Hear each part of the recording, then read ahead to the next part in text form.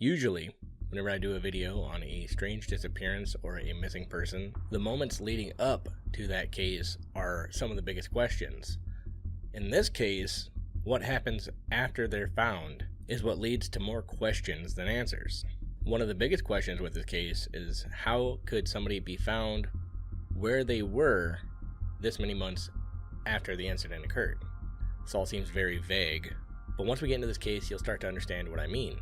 So with that being said, this is the strange case of what happened to Arnold Archambeau and Ruby Bruguier.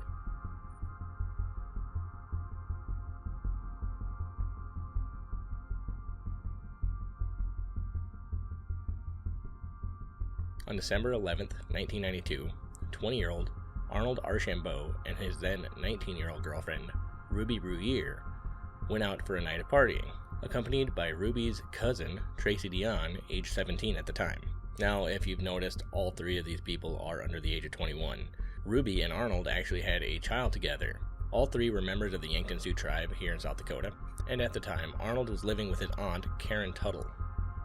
That night, being the responsible parents that they were, they got Ruby's father to look after their child. Later that night, they went back to pick up their baby, and Ruby's father could see that they were all heavily intoxicated, and he suggested to them, why don't you leave the child with me?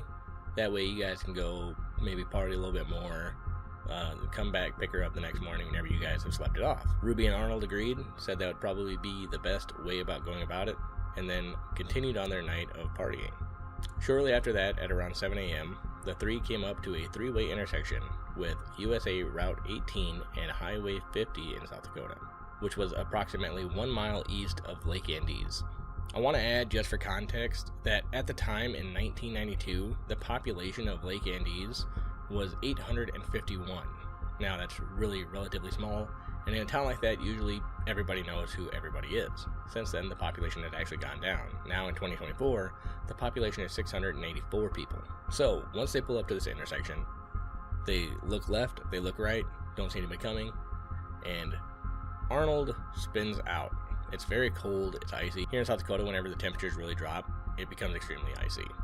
And that's exactly what happened that night. Whenever Arnold took off from the intersection, he caught some ice, and they ended up rolling the car into the ditch. The TV series Unsolved Mysteries actually went to the location and reenacted that, so I'll give you a clip of that, what that looked like real quick. We came up to that stop sign. That's all I remember is just him looking and saying there ain't no cars, and him spinning out from the stop sign. And it was just like a snap of a finger, and next thing I know, we end up in the ditch.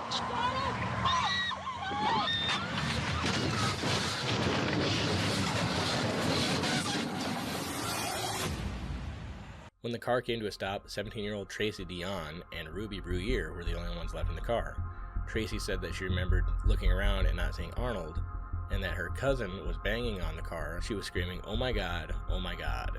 But eventually, Ruby was able to pry the car door open enough to squeeze out of, and then Tracy also tried to do the same thing, but as soon as she got to the car door, it seemed to have shut. 17-year-old Tracy Dion was the only one actually at the scene whenever the police showed up not long after. The police, including Deputy Bill Youngstrom, investigated the area.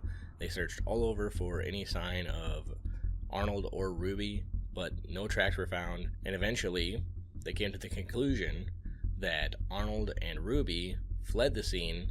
That way they would not get in trouble with a DUI. Now, Deputy Bill Youngstrom was actually quoted saying this. I'm going to read it straight from the screen, that way I don't mess it up. We walked around the ice part. We had one officer walk the opposite side of the railroad tracks, thinking maybe they wandered off towards the lake area, which was also frozen. I've been to a number of accidents where there hasn't been somebody around. The driver hasn't been there, no passengers there, and a lot of times it's because they have been partying, out drinking. I mean, we do have a DWI law. That was initially my first thought.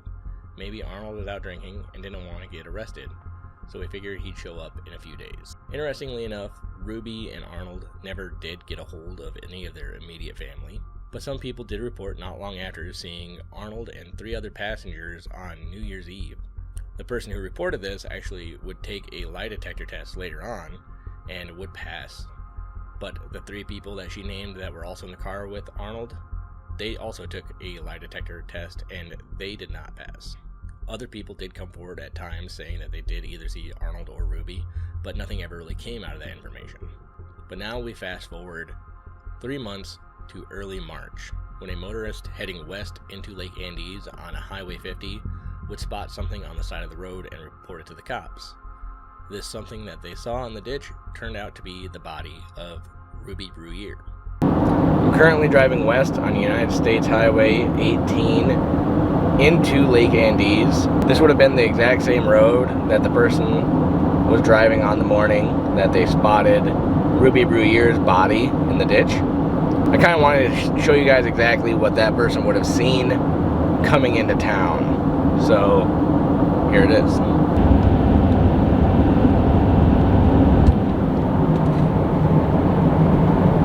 You actually see the lake there.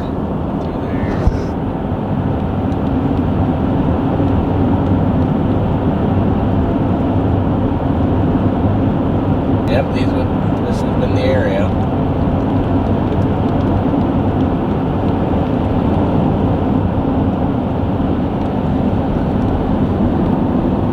Approximately in this area. There's the train tracks. So apparently it would have been pretty much right here. Ruby's body was badly decomposed. In fact, the only way they could actually recognize her body was from a tattoo on her ankle. And her body was located roughly 75 feet from where the initial car accident happened back in December. Again, Deputy Bill Youngstrom was on the scene, and he was there to investigate the whole thing again. Later on, he would go on and say this: her glasses were missing, both shoes were missing, her clothes were intact. It appeared to be the same clothes that she had on the night of the accident, but the body was very decomposed. It was hard to recognize. In fact, we had to get down and look for a tattoo to positively identify the body. At the time, our department decided that we should start pumping the ditch out, and at about noon the next day, we found the body of Arnold submerged in the water about 15 feet away from where we found Ruby. Arnold's body was very well kept. His skin color was fine, he was not frozen to the ground, and the clothes were not frozen to the ground. There was a question mark as far as in our investigation if he was wearing the same clothes that he was the night of the accident. Both bodies would be immediately autopsied, but there was no way to tell what the time of death was. But the coroner did conclude that both Ruby and Arnold died of exposure. But Deputy Bill Youngstrom actually suspected foul play, saying, "Death by exposure is like they froze to death. I cannot actually buy that, as they may have froze to death, but they didn't freeze to death in that ditch. It's impossible that they could have been there the entire 3 months. I myself personally walked that ditch several times during that period. I've gotten written affidavits from people that also walked it, people that have nothing to do with the case, that couldn't have been there, they couldn't have missed." And this to me is whenever an even bigger question gets thrown into the mix, because whenever they were removing Arnold's body, a pair of keys had fallen out of his pocket. They were one key to an automobile and 2 keys to a house, but since then, it's never been found what those keys go to. So with people saying that they actually saw Arnold at different times, and then the question of him wearing the same clothes that he was wearing that night, kind of leads into the question, was he there the entire time, or could he have been killed and then brought there later? I forgot to include that the night that they disappeared, one person did come forward saying that they saw Arnold and Ruby leaving the ditch and jumping into a blue SUV and then leaving the area. But since there was no way to actually prove this, it was ultimately dismissed. Now, in recent years, this case has actually been handed off to the FBI, that not too long after actually closed the case, saying that there were no more leads coming in and basically this case is going to remain unsolved.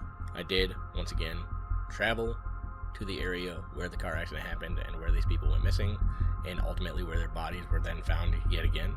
I found it very interesting, and I think you will too.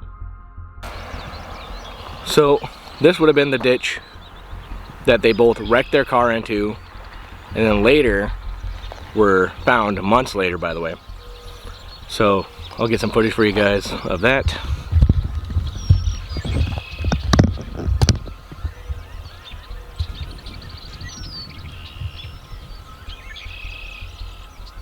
Now they did look on both sides here and on the other side of the train tracks. It would have been flooded at this point.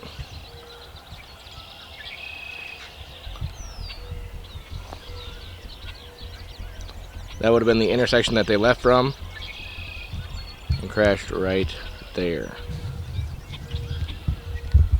Okay, so another thing I wanted to point out that's interesting about this whole thing is people live right there in that housing area. They walked this road to town all the time, even back in the 90s. So the fact that nobody saw their bodies in the ditch, if they were here that whole time, as you know, I'm sure I'm talking about the speculation, how did they not get seen? You know what I mean? It doesn't make a whole lot of sense. Because how does somebody end up in the ditch for months? And I understand it was snowy for a lot of the time. And then just appear. Now the sheriff at the time, Bill Youngstrom, said that he had walked this ditch, these ditches, for a long period of time, multiple times throughout those 3 months that they were gone.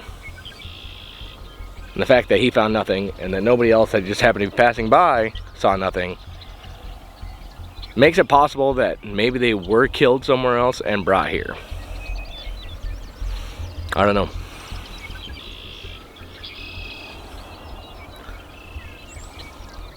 Interesting. Okay, so this is one of those cases that, again, leaves you with more questions than answers. But I'm heading back now. I appreciate you guys coming with me on this one. Thanks.